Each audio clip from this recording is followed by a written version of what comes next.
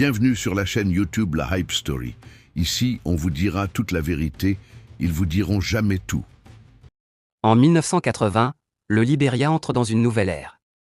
Un jeune sergent de l'armée, Samuel Kanyando, renverse le président William Tolbert lors d'un coup d'État sanglant. Ce jour-là, l'histoire de ce petit pays d'Afrique de l'Ouest bascule. Pour la première fois, un homme issu de la majorité ethnique prend le pouvoir dans une nation dominée depuis plus d'un siècle par les descendants d'esclaves affranchis américains, connus sous le nom des Américo-Libériens. Mais derrière cette ascension se cache déjà une promesse de sang. Samuel Doe dirige avec une main de fer, il élimine ses opposants, muselle la presse, s'accroche au pouvoir coûte que coûte. Pendant 10 ans, son régime est marqué par la corruption et une répression brutale. Les tensions ethniques s'aggravent, les rancunes s'accumulent. Et à la fin des années 80, la guerre civile éclate. Septembre 1990, les derniers jours d'un président traqué, Monrovia, la capitale du Libéria, est en feu. Les factions rebelles encerclent la ville, et parmi elles, deux noms font trembler, Charles Taylor et Prince Johnson. Les combats font rage dans les rues. Les civils fuient, les balles sifflent, les bâtiments sont réduits en cendres. Dans ce chaos, Samuel Doe se retranche dans le quartier général des forces armées, coupé du reste du monde. Pendant des semaines, il ne sort plus. La peur s'installe, l'isolement pèse. Mais le 9 septembre 1990, contre toute attente, Samuel Doe décide de quitter sa cachette. À 13 heures passées, son convoi blindé fend la ville. Les sirènes hurlent dans les rues désertes de Monrovia. Destination, un bâtiment de 2 étages dans la zone portuaire, utilisé comme bureau temporaire. Samuel Doe y pénètre avec ses gardes, ignorant qu'il est sur le point de vivre ses dernières heures. L'embuscade, quelques minutes plus tard, un autre convoi surgit. À sa tête, Prince Johnson, chef de l'une des factions rebelles les plus redoutées. Ces hommes sont armés jusqu'aux dents, fusils d'assaut, mitrailleuses lourdes, roquettes, grenades. Ils encerclent le bâtiment. Johnson crie un ordre sec, ouvrez le feu. Un déluge de balles s'abat sur la bâtisse. Les vitres explosent, les murs s'effondrent sous l'impact des roquettes. Les cris des blessés se mêlent aux rafales continues. Pendant 40 minutes, la scène est d'une violence inouïe. Quand les tirs cessent enfin, près de 80 corps jonchent le sol, les fidèles de Samuel Doe, fauchés sans pitié. La capture, au milieu de ce carnage, Samuel Doe est retrouvé.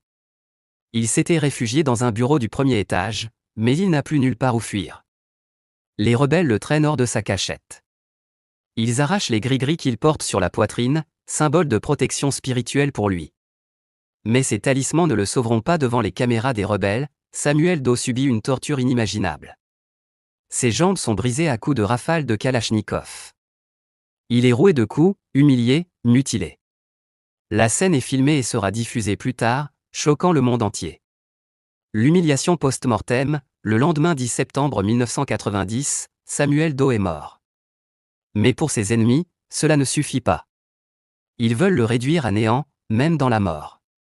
Son corps est placé dans une brouette et promené à travers Monrovia comme un trophée macabre. Dans la cour d'une petite clinique, le corps est exposé aux yeux de tous. Oreilles tranchées. Doigts sectionnés. Parties génitales arrachées. Jambes brisées. Cette vision cauchemardesque glace le sang. Pendant plusieurs jours, son cadavre reste là, livré à la foule et aux éléments. Puis, un jour, il disparaît. Enterré quelque part? Jeté dans une fosse commune? Nul ne le sait encore aujourd'hui. Ironie tragique, 10 ans plus tôt, Samuel Doe avait infligé le même sort à ses adversaires après son coup d'État. Il les avait mutilés, exposés dans la boue, enterrés à la hâte. L'histoire se répète, mais cette fois, il en est la victime. Un symbole d'une époque sombre, la mort de Samuel Doe n'est pas seulement celle d'un homme. Elle symbolise l'effondrement d'un pays, le Libéria, qui plonge alors dans une guerre civile parmi les plus atroces d'Afrique. Une guerre qui fera plus de 250 000 morts en 15 ans et laissera des cicatrices encore visibles aujourd'hui. Cette histoire nous rappelle à quel point le pouvoir, quand il est exercé dans la violence et la peur, finit toujours par se retourner contre celui qui le détient. Samuel Doe pensait régner en maître. Il a fini mutilé, oublié, englouti par le chaos qu'il avait lui-même contribué à créer. Et vous, qu'en pensez-vous? Pensez-vous que la fin tragique de Samuel Doe était une conséquence inévitable de sa manière de gouverner? Ou aurait-il pu éviter ce destin?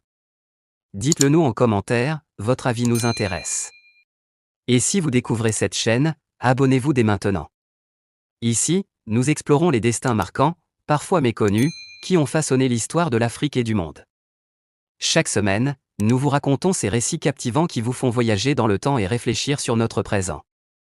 Alors, cliquez sur « S'abonner » et activez la cloche pour ne rien manquer.